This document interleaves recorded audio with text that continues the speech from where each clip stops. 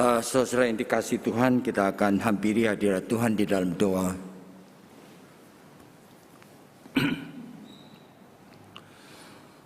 Tuhan, hati kami percaya bahwa Engkau adalah Allah yang baik, yang menyediakan akan hal-hal yang baik untuk kami hidupi, khususnya di dalam relasi kami dengan sesama kami.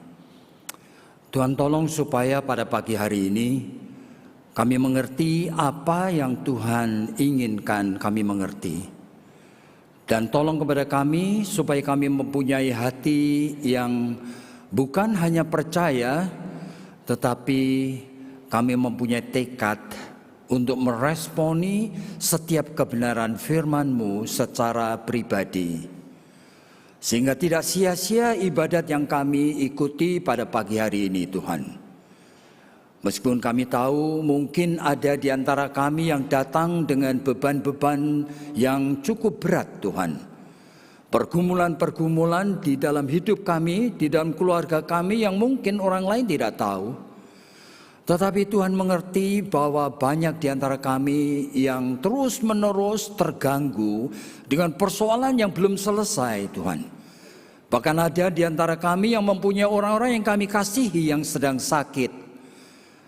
Bahkan ada juga di dalam rumah tangga kami ada masalah-masalah yang kami belum mampu atasi, Tuhan. Masalah finansial, masalah komunikasi, masalah hubungan kami dengan istri, suami, anak kami, dengan mertua kami. Oh Tuhan, kami tahu kami tidak sempurna dan kami terus-menerus digelisahkan oleh karena kegagalan-kegagalan kami, Tuhan. Untuk menghidupi akan kebenaran firman-Mu, menghidupi akan kuasa kasih-Mu yang sebetulnya sudah dihadirkan di dalam diri kami. Tuhan, tolong. Oleh karena secara khusus kami ingin memikirkan satu aspek daripada kehidupan ini, kiranya Tuhan pimpin kami dan Roh Kudus bisa bekerja dengan leluasa di dalam pikiran dan hati kami. Dengarkan seluruh sembahyang kami, Tuhan. Oleh karena hanya di dalam nama Tuhan Yesus Kristus yang kami kasihi, kami sudah berdoa. Amin. Jadi saudara tahu hari ini kita secara khusus akan memikirkan mengenai tema yang mungkin tidak biasa ya. Oleh karena tema itu adalah relational pain. Jadi dalam bahasa Inggris saudara, jadi hamba Tuhan di sini memilih itu, saya percaya sekali ini merupakan satu tema. Oleh karena saya melihat minggu-minggu sebelumnya ada di dalam konteks kehidupan di dalam komunitas Kristen. Jadi meskipun ini dalam kaitan dengan siapa saja, tetapi saya akan lihat secara khusus dalam kehidupan kita ini bergereja. Saudara, saya ingin membaca dua bagian dari Alkitab. Yang pertama dari 1 Korintus 12, saudara. Jadi akan membaca beberapa ayat saja. Ayatnya yang ke-12 dari 1 Korintus 12. Karena sama seperti tubuh itu satu dan anggota-anggotanya banyak, dan anggota-anggota itu sekalipun banyak merupakan satu tubuh, demikian pula Kristus. Sebab dalam satu roh kita semua, baik orang Yahudi maupun orang Yunani, baik budak maupun orang merdeka, telah dibaptis menjadi satu tubuh, dan kita semua diberi minum dari satu roh. Karena tubuh yang tidak terdiri dari satu anggota tetapi ada banyak anggota. Andai kata kaki berkata, karena aku bukan tangan, aku tidak termasuk tubuh, jadi benarkah ia tidak termasuk tubuh? Dan andai kata telinga itu berkata, karena aku itu bukan mata, aku tidak termasuk tubuh, jadi benarkah ia tidak termasuk tubuh? Andai kata tubuh seluruhnya mata, lalu di mana pendengaran? Andai kata seluruh adanya telinga, di manakah lalu penciuman? Tetapi Allah telah memberikan kepada anggota masing-masing secara khusus suatu tempat pada tubuh seperti yang dikehendakinya. Andai kata semuanya adalah satu anggota, di manakah tubuh? Memang ada banyak anggota tetapi hanya satu tubuh. Jadi mata tidak dapat berkata kepada tangan, aku tidak membutuhkan engkau. Kepala tidak dapat berkata kepada kaki, aku tidak membutuhkan engkau. Malahan justru anggota-anggota tubuh yang nampaknya paling lemah, yang paling dibutuhkan. Kepada anggota tubuh yang menurut pandangan kita itu kurang terhormat, kita berikan penghormatan khusus. Kepada anggota-anggota kita yang tidak elok, kita berikan perhatian khusus. Supaya jangan terjadi perpecahan di dalam tubuh. Saudara, sebetulnya saya juga ingin membaca satu bagian yang lain. Dan saya singkat saja dari Yohanes pasal 13. Tuhan Yesus itu mengatakan, jikalau kamu itu tidak saling mengasihi, ya bagaimana dunia itu akan tahu bahwa kamu adalah murid-muridku. Jadi saudara, pada saat kita itu berpikir mengenai tema relational pain, itu artinya itu perasaan terluka, tersakiti di dalam hubungan dengan sesama kita di dalam gereja. Begitu. Saudara, kenapa ini menjadi begitu penting ya? Dan saya percaya sekali, jikalau masalah hubungan antara anggota dengan anggota yang lain di dalam satu tubuh Kristus ini saling melukai, maka dan tidak terselesaikan, ya maka tujuan Tuhan dengan gereja ini terganggu dan kemudian dirusak dan dibatalkan. Jadi serius sekali sebetulnya masalah hubungan antara kita dengan sesama. Nah, tetapi untuk memahami itu, saya ingin saudara-saudara mempunyai konsep lebih dahulu. Sebetulnya apa dan siapa sebenarnya kita ini? Gereja itu sebetulnya apa? Saudara, kalau kita itu mau melihat di dalam Alkitab yang terdiri dari dua bagian, Perjanjian Lama dan Perjanjian Baru, maka gereja itu adalah penggenapan dan kelanjutan daripada bangsa umat pilihan Allah yang disebut sebagai imamat yang rajani. Yang Tuhan itu hadirkan sebagai suatu yang sangat istimewa di tengah dunia ini. Janji Allah kepada Abraham, kemudian diteruskan kepada Ishak, kepada Yakub, mengatakan, aku akan memberkati engkau, supaya kamu menjadi berkat bagi bangsa-bangsa di seluruh dunia ini. Jadi turunan Yakub itu menjadi 12, menjadi akhirnya lebih dari 1 juta tinggal di Mesir. Dan kemudian Tuhan itu membawa dia keluar semua itu. Untuk ngapain? Untuk menjadi imamat rajani di tengah dunia ini. Nah, diberikan identitas yang baru dan akhirnya nanti diberikan tanah. Nah, identitas yang baru itu adalah 10 hukum, saudara, di Sinai. Dan kemudian Tuhan mengizinkan umat ini beribadat kepada Tuhan. Yang tadinya tidak mempunyai konsep apa-apa. Nah, sekarang itu diberikan tataran, cara-cara beribadat. Tetapi ada masa-masa di mana Tuhan itu mengizinkan ibadat daripada umatnya ini mirip-mirip seperti ibadat dari bangsa-bangsa. Jadi ada kemiripan di dalam mempersembahkan korban, memilih hari-hari khusus, ada aksesori-aksesori yang dipakai, sampai ada tempat ibadat yang tadinya disebut sebagai kemah suci, dengan segala macam aksesori dan furniture di dalamnya, yang semuanya secara detail, itu seolah-olah Tuhan yang suruh. Dan kemudian ini menjadi bait Allah. Dibangun oleh Salomo pada tahun 915 sebelum Masehi, kemudian dihancurkan oleh orang-orang Babilonia tahun 586, kemudian dibangunkan lagi bait Allah itu, dihancurkan lagi oleh orang-orang Romawi, saudara. Dan di tengah kondisi seperti itu Tuhan mengizinkan untuk terakhir kalinya bait Allah itu dibangun oleh Herodes untuk menyenangkan orang Romawi itu. Dan bangunannya luar biasa, saudara. Tetapi Yesus mengatakan bahwa Bait Allah itu akan dihancurkan. Dan betul-betul tahun 70 ketika Kaisar Titus itu menjadi Kaisar Romawi, Bait Allah itu diratakan dengan tanah. Sampai sekarang tidak ada lagi. Nah, kalau saudara pergi Israel, saudara akan melihat akan masjid yang besar namanya Al-Aqsa, Dome of the Rock. Ya, dibangunkan oleh khalifah yang namanya itu Abdul Malik, saudara. Dan untuk selama-lamanya tidak akan dibangunkan lagi. Kenapa? Oleh karena Tuhan itu memang menghendaki demikian. Di dalam Yohanes pasal yang keempat, ketika dia bertemu dengan perempuan Samaria, perempuan itu bertanya di tengah keberdosaannya, Tuhan yang ibadat kepada Tuhan itu sebetulnya di mana?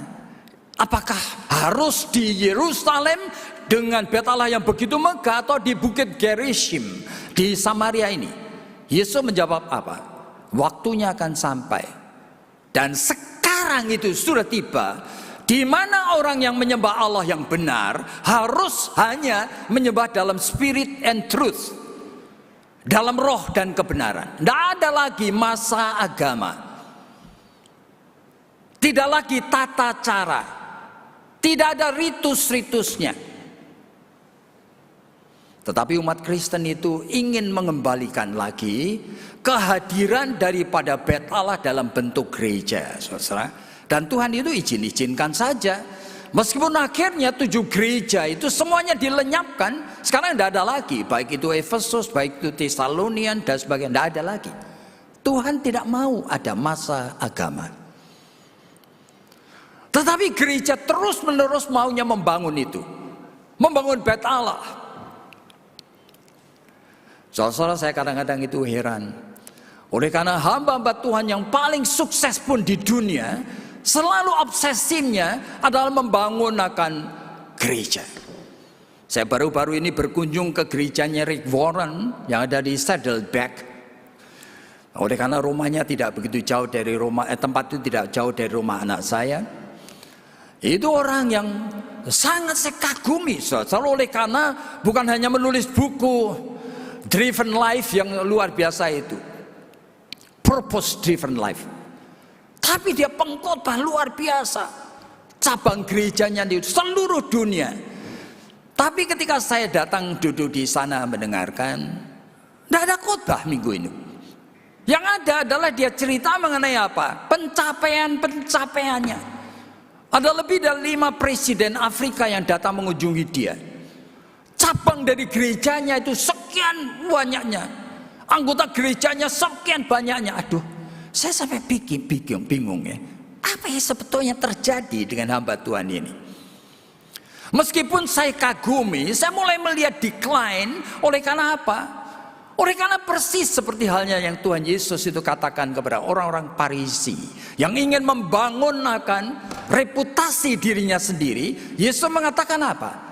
Mereka itu sudah mendapat upahnya, sehingga jangan mengharapkan upah dari surga, dari Tuhan lagi. Mereka membangun namanya sendiri.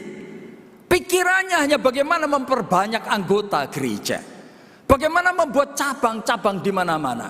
Pikirannya bagaimana mempunyai gedung gereja yang wah dan megah. Padahal dalam Lukas pasal 16, Yesus pernah mengatakan segala sesuatu yang dikagumi dunia dibenci Allah. Dalam Yakobus pasal 4 ayat 4 itu penulis Yakobus saya mengatakan persahabatan dengan dunia, perseteruan dengan Allah. Oleh karena ini bukan agama, saudara. Kita ini orang Kristen bukan agama. Kita sudah melewati masa agama. Kita hanya bisa menyembah Allah yang hidup di dalam spirit and truth. Itu artinya apa? Tidak tergantung daripada ritus-ritus, tata cara, program-program, aturan-aturan, target-target. Tidak lagi. Tidak boleh seperti itu. Oleh karena semuanya dituntun Roh Kudus. Jikalau Roh Kudus memang menginginkan you mengabarkan Injil, you baru boleh mengabarkan Injil. Aneh ya. Berapa jumlah daripada anggota gereja Tuhan yang mempunyai rencananya. Jikalau tidak, ini akan menjadi kacau oleh karena tidak berfungsi. Dan gereja tidak berfungsi itu sejak justru pada masa gereja itu kuat. Jacques Ellul itu seorang filsuf dari Prancis pernah mengatakan dalam bukunya Subversion of Christianity, dia mengatakan mulai kapan gereja itu menjadi lumpuh? Mulai abad keempat, saudara. Yaitu pada saat apa? Kaisar Romawi Konstantin itu menjadi Kristen. Justru gereja hancur. Karena gereja itu mengikuti Yesus Kristus yang diludahin, yang ditolak, yang dihina. Gereja itu bukan seperti apa yang menjadi dream dan imajinasi manusia. Makanya kita perlu waspada. Nah, sekarang pada saat kita berada dalam kondisi seperti ini, meskipun Tuhan itu oke-oke saja, dan kita berpikir mengenai bagaimana hubungan kita satu dengan yang lain. Jadi gereja itu sebetulnya disebut gereja jikalau ada 3 unsur, yaitu koinonia, marturia, dan diakonia. Gereja harus ada marturia. Marturia itu dari kata martir, saudara. Berarti ada kesaksian iman. Nah, sehingga di dalam aplikasi praktisnya ini bisa menjadi gereja harus ada pemberitaan mengenai firman. Yang kadang-kadang disebut didake. Ada khotbah seperti ini, ada pengajaran mengenai Alkitab. Tapi gereja juga harus ada diakonia, ada pelayanan. Oleh karena gereja dipanggil untuk menjadi berkat untuk dunia ini. Tetapi gereja di dalam kaitan dengan topik kita ini haruslah menjadi koinonia, persekutuan dari orang yang saling mengasihi. Di Matius pasal 18 ayat 20, Yesus pernah mengatakan, di mana ada 2 orang atau lebih berhimpun di dalam kasihku, aku akan hadir di sana. Jadi koinonia, persekutuan, itu adalah konteks kehadiran Kristus. Tanpa persekutuan, meskipun kita kumpul-kumpul, tidak ada kehadiran Kristus. Jadi kalau tidak ada kehadiran Kristus, gereja itu menjadi impoten. Saudara, 7-8 tahun yang lalu saya pernah berkhotbah di tempat ini, dan di mana saya itu menceritakan mengenai pengalaman saya dengan satu gereja besar. Tiba-tiba di tengah saya sedang khotbah, saya ingat sesuatu, dan kemudian saya ngomong kepada jemaat yang gede itu, jumlahnya mungkin lebih dari 2.000 orang itu. Nanti selesai daripada kebaktian ini, yaitu pada saat hamba Tuhan memberikan berkat, lalu menyanyi, kalian please jangan pulang. Saya tidak minta, demi nama Tuhan Yesus saya tidak minta saudara stay itu setengah jam, enggak, seperempat jam juga enggak, 10 menit juga enggak, setengah menit saja, 30 detik, tik tik tik tik, mau enggak? Begitu amin menyanyi jangan pulang. Mengapain? Saudara langsung mulai lihat kanan kiri dan lihat orang yang belum kenal. Bangkit dari tempat dudukmu, hampiri orang itu, kenalkan namamu. Tanya dia dan katakan, boleh enggak aku mendoakan kamu dalam minggu ini? Tik tik tik, 30 detik. Tuhan tidak minta apa-apa yang lain. Will you do it? Ya, saudara, saya cuma men-challenge karena saya digerakkan oleh Tuhan saat itu. Begitu amin, nyanyi, budal kabeh. Tidak ada satu orang pun. Ajaib sekali, saudara. Kita itu kadang-kadang menyanyi dalam Kristus kita bersaudara, semuanya itu omong kosong, saudara. Rata-rata kita tidak mau bersekutu. Padahal koinonia itu adalah konteks kehadiran Yesus Kristus. Jika saudara tidak mau bersekutu, bagaimana Yesus itu hadir? Nah, meskipun demikian, saudara, jangan kecil hati. Oleh karena apa? Oleh karena gereja itu sebetulnya disebut gereja oleh karena 2 macam naturnya. Yang pertama adalah invisible church, gereja yang tidak kelihatan. Yang kedua, the visible church, gereja yang kelihatan. Nah, ini gereja kelihatan, tapi yang tidak kelihatan, saudara-saudara tidak tahu. Terdiri dari kumpulan orang-orang percaya Yang kelihatannya dari kasat mata mungkin tidak bersekutu, tetapi sebetulnya Tuhan tahu mereka itu bersekutu. Oleh karena gereja ini, Tuhan juga lihat kaitannya dengan gereja-gereja yang lain. Ada anak-anak Tuhan dalam setiap gereja yang betul-betul mencintai Tuhan Yesus, yang ingin sekali bersekutu satu dengan yang lain. Jika kalau saudara membaca di Alkitab, misalnya saja di dalam Raja-Raja, ketika Elia dikejar-kejar oleh Isabel dan kemudian menjadi depresif, dia mengatakan, tinggal aku saja, lebih baik aku mati. Tuhan mengatakan, siapa bilang kamu saja? Lebih dari 7.000 umatku ada di Israel yang tidak pernah mau menyembah berhala loh. Imannya sama seperti kamu.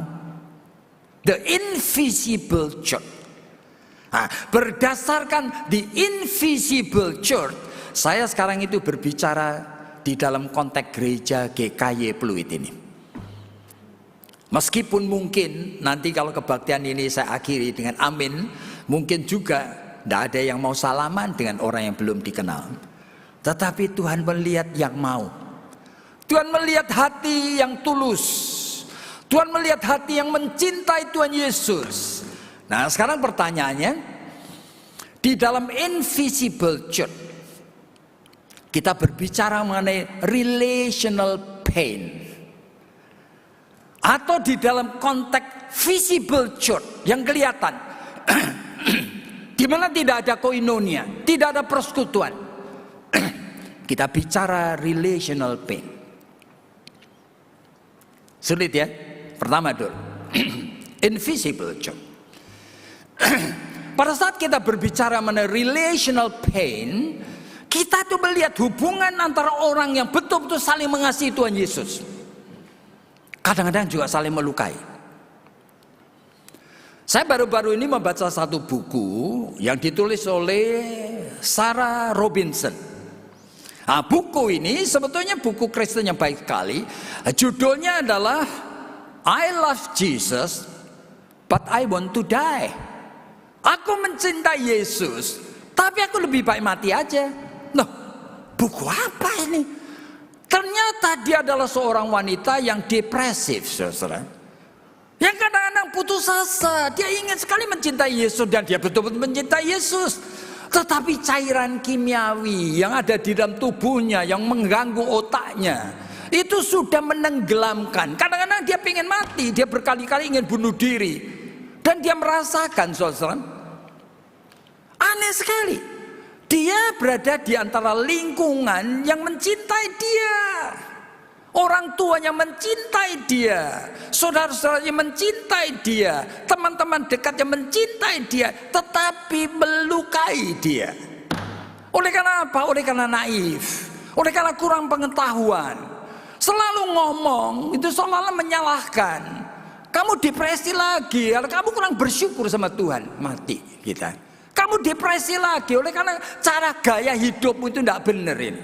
Kamu depresi lagi karena kamu sudah berapa minggu tidak mau minum antidepresan. Seolah-olah ini orang yang memeluk dia, orang yang mendoakan dia, orang yang bersama dengan dia cucurkan air mata. Tetapi di tengah luka masih dilukai lagi. Please don't shoot me, ya kan? I'm already wounded. Jadi jangan tembak aku lagi. Aku sudah terluka ini. Nah, anehnya ini dialami di dalam lingkungan invisible church dari orang-orang yang saling mengasihi. Nah, saya seringkali bahkan pernah suatu hari itu salah satu mahasiswa kami itu suaminya ketabrakan dan meninggal dunia. Bayangkan. Dalam keadaan sedih itu, si istri itu mendadak ditinggal suami seperti itu. Kami semua teman-teman dari kampus itu kumpul di sana. Seorang hamba Tuhan itu datang ngomong apa sama wanita yang ditinggal suaminya ini. Kamu jangan berduka cita dengan cara duniawi. Nangis-nangis kayak gini. Seperti orang yang tidak mempunyai pengharapan. Kaget saya. Kok ada hamba Tuhan ngomong kayak gini? Di tengah orang sedang terluka, kok masih dari mulutnya tuh ngomong, ikut mau membunuh sekalian. Luar biasa. Saya mengalayani suatu pelayanan konseling lebih dari 40 tahun. Kadang-kadang saya juga heran cerita dari klien-klien ini. Oleh karena apa? Ada orang yang anaknya itu retarded, saudara. Sudah retarded, sudah malu, kemana-mana itu merasa malu. Sudah mempunyai seolah-olah keputusasaan menghadap masa depan dari anak ini. Masih family-nya apanya masih ngomong. Dari dulu sudah dikasih tahu. Itu keluarga suamimu tuh ada turunannya yang tidak benar. Waduh, kenapa mesti ngomong-ngomong barang yang seperti ini, saudara? Padahal sudah terluka. Bayangin. Ya ini yang kita sebut sebagai relational pain. Itu terjadi oleh karena apa? Banyak anak Tuhan yang tidak dewasa. Banyak anak Tuhan yang naif. Banyak anak Tuhan yang tidak bisa berempati. Banyak anak Tuhan yang tidak bisa understand akan perasaan dan pengalaman dari orang lain. Ngomong itu semaunya sendiri, saudara. Tetapi ini bukan hanya ada di dalam hidup sekarang ini. Saudara, kalau melihat kitab Ayub, nah, Ayub itu tiba-tiba mendapat musibah segala macam, saudara, anaknya mati, semuanya diambil, dan saudara ada 4 sahabat Ayub. Tapi yang diceritakan pertama itu 3 sahabat yang pertama, Elifaz, Bildad, Sofar.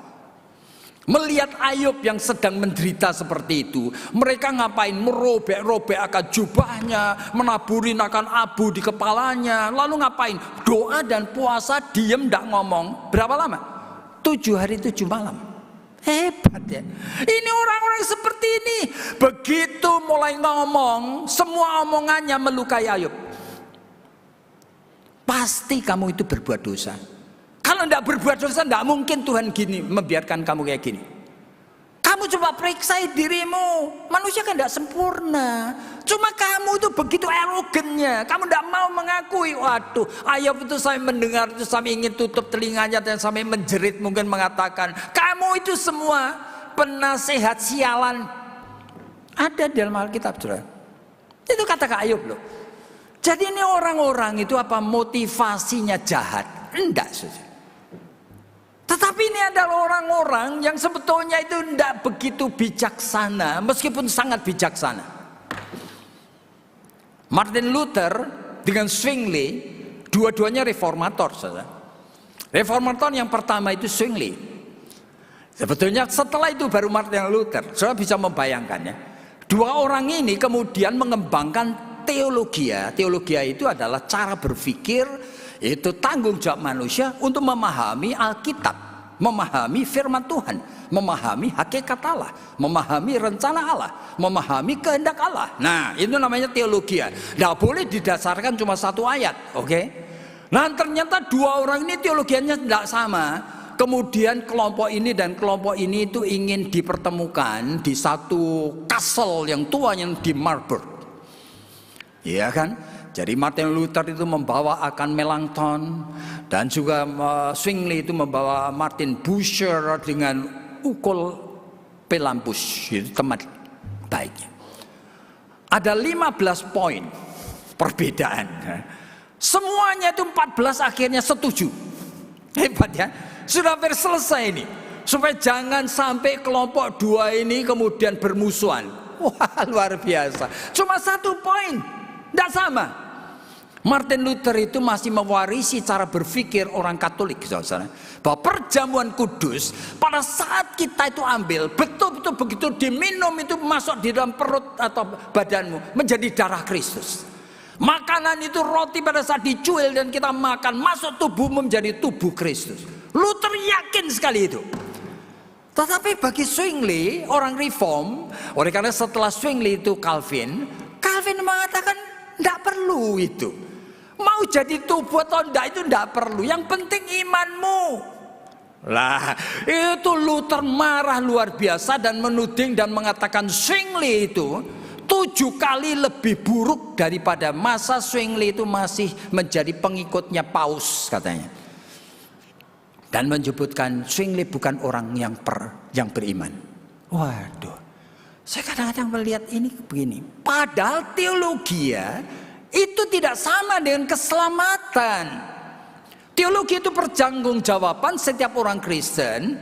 Dan itu tidak menyangkut langsung oleh karena percaya A lalu selamat atau percaya B tidak selamat. Saya sering kali itu tanya kepada teman-teman saya yang percaya sebagai orang reform, percaya predestinasi. Saya tanya kepada dia, you pikir kalau John Wesley yang tidak percaya predestinasi masuk neraka gitu? Apa ini? Bagaimana kamu bisa berpikir seperti itu? Saya tidak masuk akal. Tapi ini diantara orang-orang percaya, tokoh-tokoh rohani saling melukai. Padahal seharusnya di dalam invisible church, kalaupun salah mengerti, pernah saling melukai, seharusnya ada rekonsiliasi. Tetapi sampai matinya Luther dan Zwingli tidak ada rekonsiliasi. Bagaimana dengan Alkitab, tokoh-tokoh seperti Paulus? Nah, Paulus di dalam Kisah Rasul-Rasul pasal 11 kemudian pasal 13 itu mula-mula mengabarkan Injil Paulus dengan Barnabas. Nah, Barnabas mengajak keponakannya namanya Yohanes Markus. Ternyata di tengah jalan Yohanes Markus itu pulang. Paulus marah sekali, saudara. Nah, di dalam Kisah Rasul pasal yang ke-15, ketika jemaat Antiokhia minta pimpinan Tuhan lagi, dan mereka itu mengutus lagi Paulus dan Barnabas untuk kemana? Untuk PI lagi. Saat itu Barnabas mau ngajak lagi Yohanes Markus. Maka marahlah Paulus. Disebutkan terjadi pertengkaran antara Paulus dengan Barnabas yang sangat sengit. Sampai apa? Split. Akhirnya Paulus mengajak Silas, Barnabas tetap mengajak Yohanes Markus. Saya heran, kenapa jemaat Antiokhia tetap mengutus dua orang ini meskipun belum akur. Saya percaya sekali oleh karena dia tahu dua orang ini sama-sama mencintai Tuhan. Bagaimana mereka bisa reconcile? Tidak bisa dipaksakan. Tunggu waktu sampai betul-betul kesadaran diri itu kuat. Tunggu waktu sampai Roh Kudus memberikan pencerahan dan pengertian sehingga bisa melihat secara objektif apa yang sebetulnya terjadi di dalam dirinya maupun diri daripada Barnabas atau sebaliknya. Menunggu itu jemaat Antiokhia itu tahu tidak bisa ditunggu berapa lama lagi. Setahun, 2 tahun, 3 tahun tidak tahu. Lalu kalau menunggu yang seperti ini, sampai kapan pekabaran Injil itu masih bisa dilaksanakan? Jadi saudara, kadang-kadang kita bertemu dengan realita yang seperti ini. Saudara, jadi di dalam invisible church, relational pain itu kadang-kadang seperti ini. Mungkin sampai matinya pun kita belum melihat rekonsiliasi. Tetapi saya percaya sekali di dalam hati dan jiwa orang percaya, kegelisahan itu sudah menghantar masuk di dalam proses menuju ke sana. Sehingga ini bukan penolakan, tetapi prosesnya yang belum tiba. Oleh karena saya percaya orang percaya semuanya dituntun oleh Roh Kudus.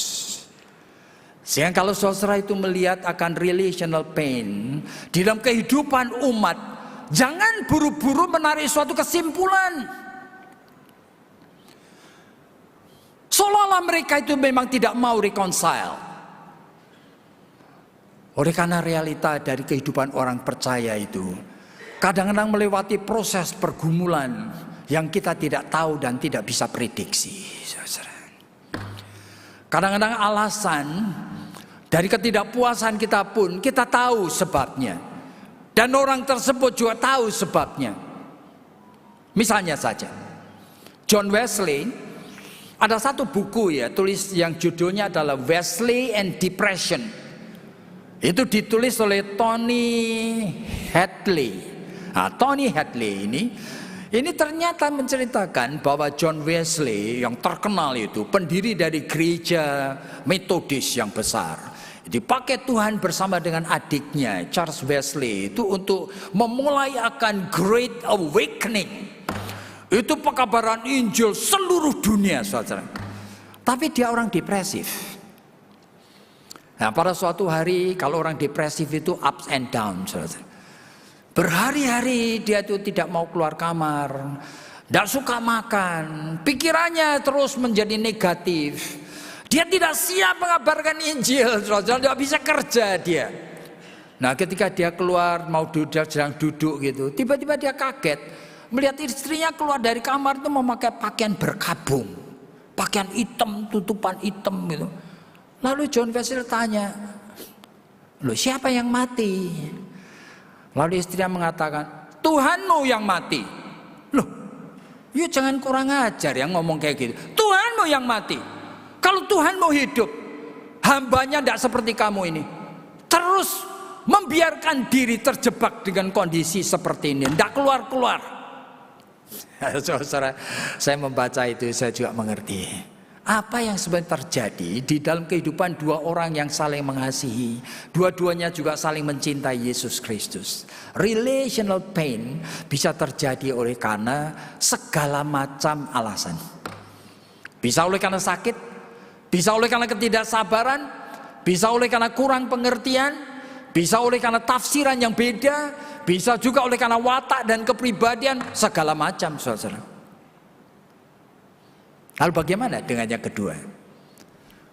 Hubungan antara orang meskipun sama-sama Kristen, tetapi sebetulnya ada dalam ikatan visible church. Tidak ada koinonia. Tidak ada betul-betul itu keinginan saling mengasihi. Saudara, ketika saya membacakan bagian misalnya saja dari Lukas pasal yang ke-11 atau apa mengenai Yesus yang pergi ke Nazaret, saya heran. Oleh karena apa? Tuhan Yesus memberitakan Injil kepada orang-orang di kampung halamannya. Bahwa Roh Tuhan itu sudah ada padaku untuk memberitakan tahun kemurahan Tuhan sudah tiba.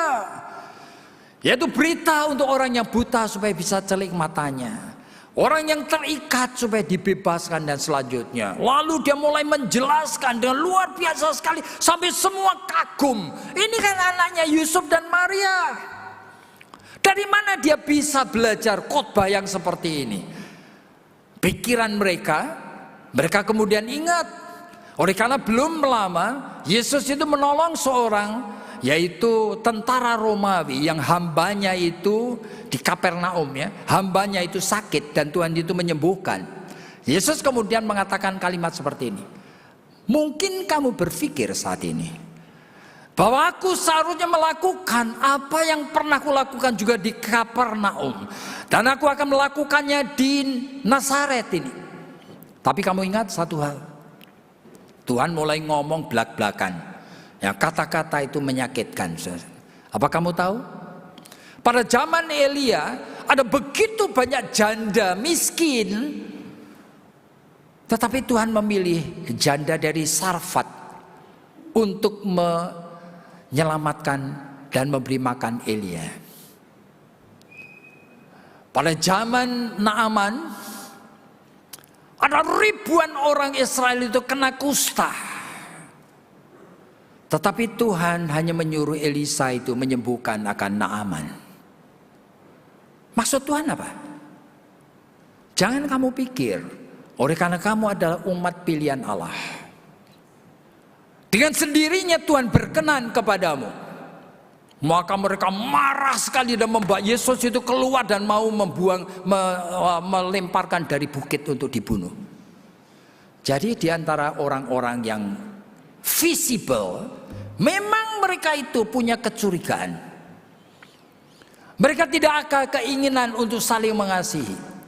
Kepada jemaat di Galatia, Rasul Paulus itu pernah dekat sekali, saudara. Tetapi ketika Paulus pergi, orang-orang Yahudi Kristen itu mulai mengubah cara berpikirnya supaya Injil ini sekarang dikawinkan dengan Taurat.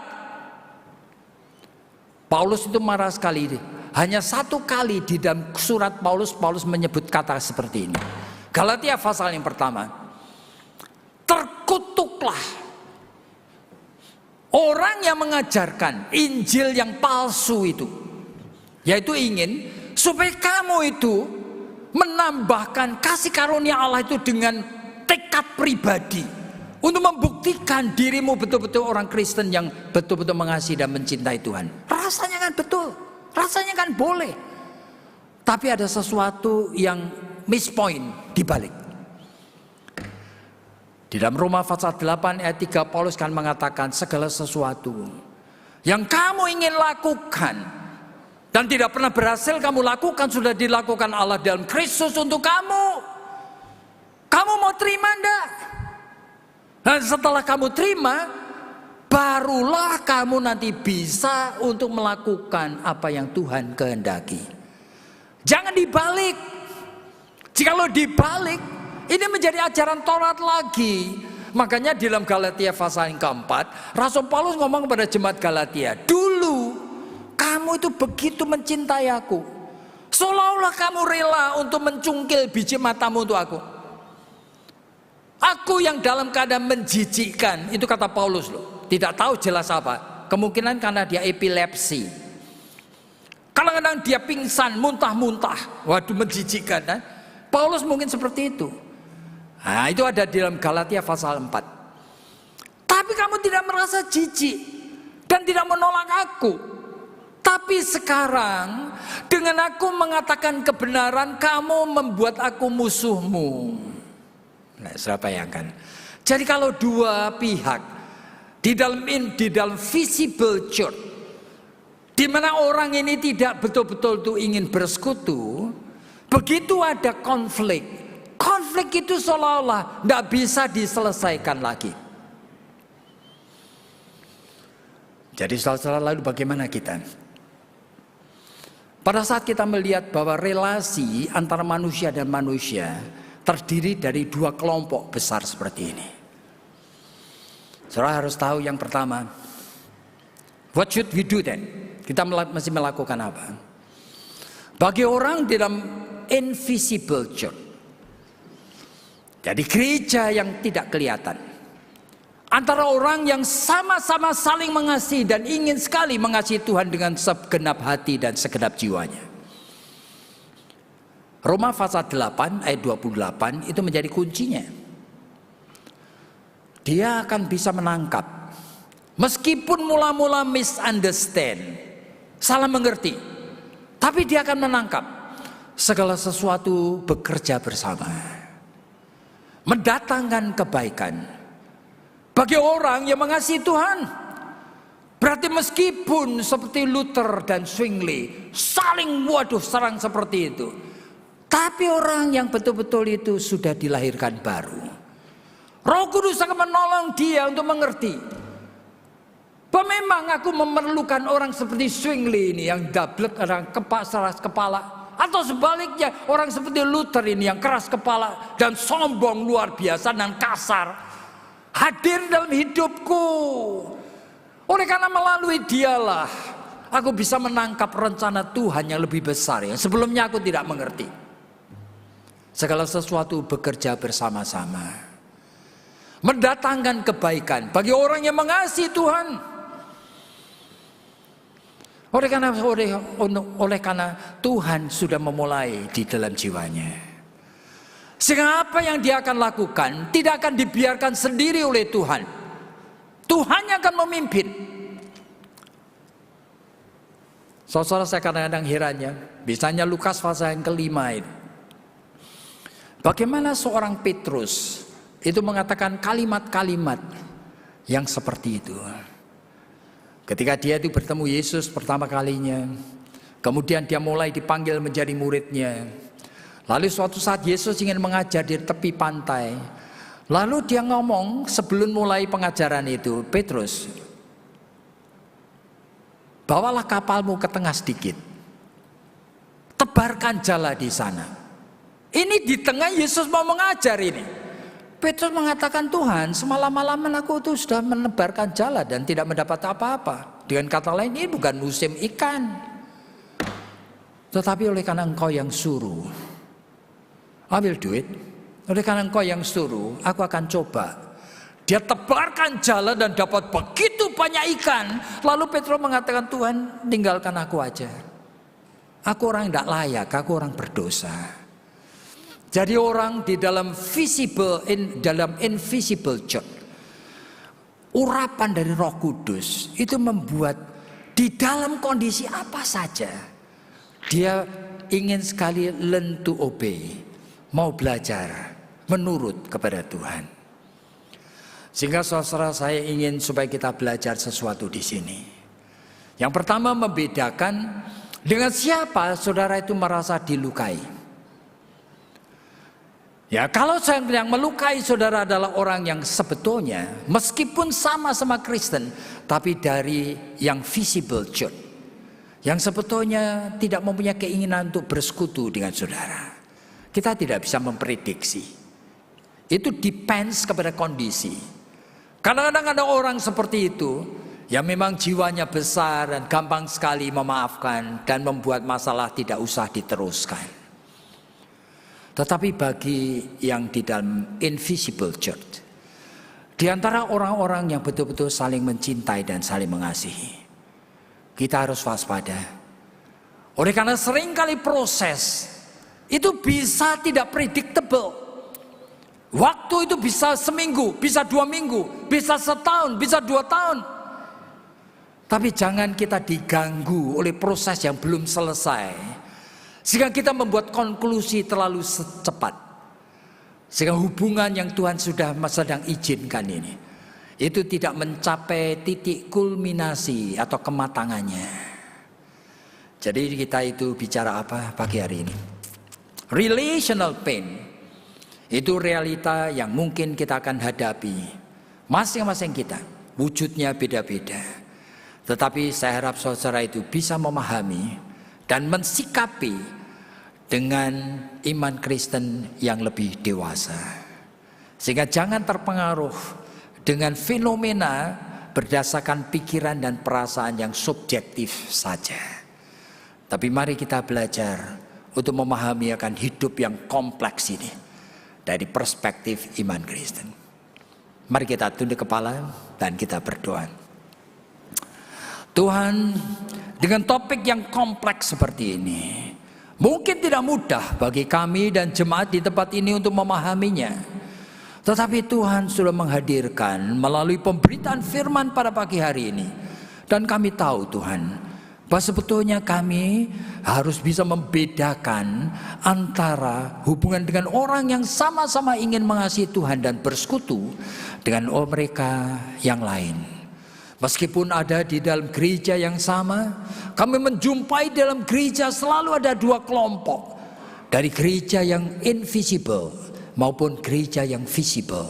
Kelompok orang, meskipun mata kami secara kasat kami tidak melihat siapa orang yang betul-betul ingin bersekutu dengan kami, ingin mengasihi kami, ingin membangun koinonia dengan kami, dan mereka yang sebetulnya belum atau tidak. Tuhan tolong supaya kami dengan suatu perspektif yang baru ini, kami boleh mensikapi akan hidup bersama sebagai orang-orang Kristen di dalam gereja GKY Pluit ini. Berkati kami semua, dengarkan seluruh sembahyang kami. Oleh karena hanya di dalam nama Tuhan Yesus kami sudah berdoa. Amin.